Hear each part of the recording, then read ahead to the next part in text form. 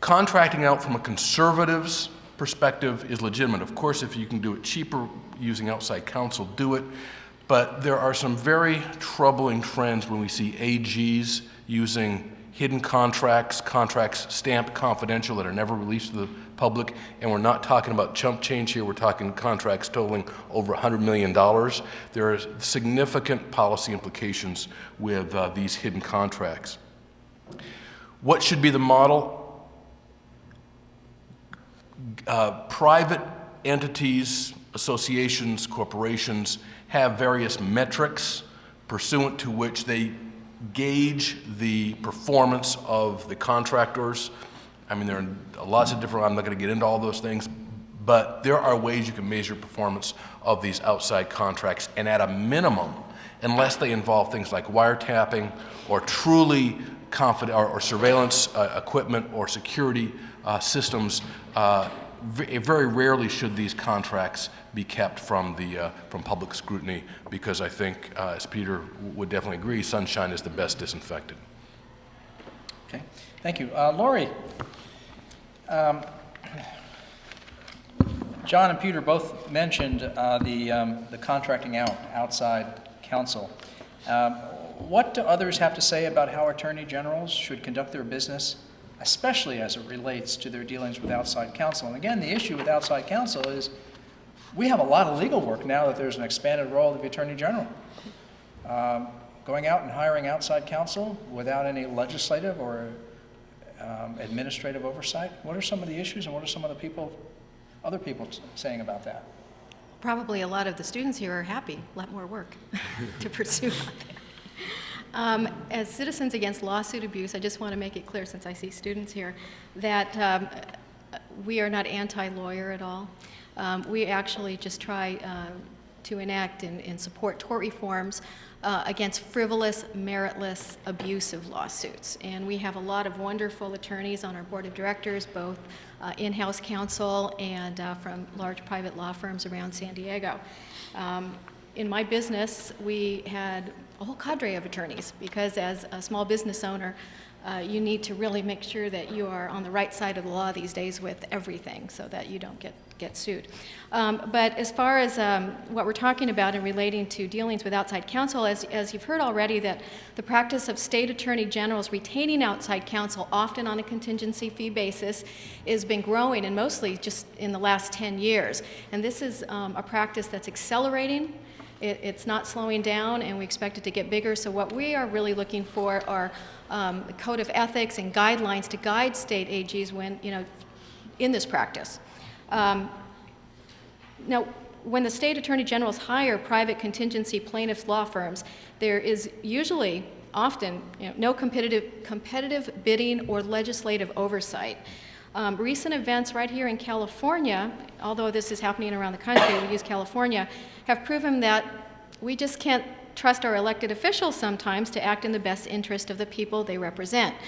Going back to our Bill Lockyer, our previous Attorney General, the Associated Press last year did an investigative report, and they wanted to look at the 1,700 non-competitive contracts, as you heard, worth more than $100 million issued to private law firms and lobbyists. These were all marked confidential, which means that they were out of reach of California's open record laws. I don't know all of the details, but they were only able to view just 113 of those 1,700, and of those, our current AG's office has determined that only 12 of those, only 12, should have been marked confidential. It was later determined that a lot of these no-bid contracts had gone to friends, campaign donors of Lockyer. I know that's shocking to everybody here.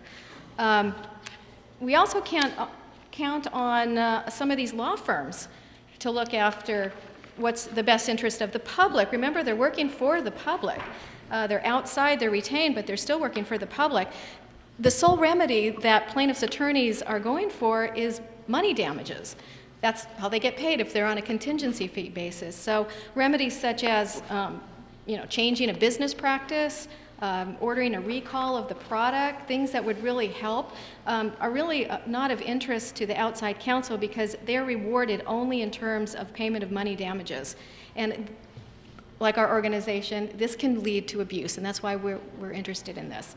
Our government officials act on behalf of the public and not for personal profit, and so just because a private law firm has been hired, they are working for the taxpayers as well. Imagine if policemen were paid per arrest, or a judge got a % of all the damage awards. This is what we're talking about. AGs are given private law firms a cut of the judgments from any company that they decide to sue. So this is becoming a lucrative business in some states. In fact, so much so that plaintiffs' attorneys are actually going in and recommending lawsuits to attorney generals. One editorial in the Wall Street Journal said that our justice system is frayed enough without making trial lawyers the deputized vigilantes of public prosecutors. So there is no uniform transparency right now, no standards for AGs in the states. And since this is escalating, since we're going to see more of it, we believe that both CALA and ATRA, American Tort Reform Association, is putting forth some transparency, a code of conduct. We've got also the legal ILR, the Institute for Legal Reform. They're also putting together a state attorney general code of conduct. Now, these are voluntary right now, because what we really need are laws put in place, but until the legislatures pass the laws, we're hoping that the AGs will adopt these voluntary, uniform standards across the country. I think the taxpayers deserve it. ATRA's Code of Conduct is 5 basic principles. Disclosure. All contracts with vendors should be posted on the internet for public inspection, and that includes outside counsel. Value. Every effort should be made to competitively bid the contracts for outside counsel.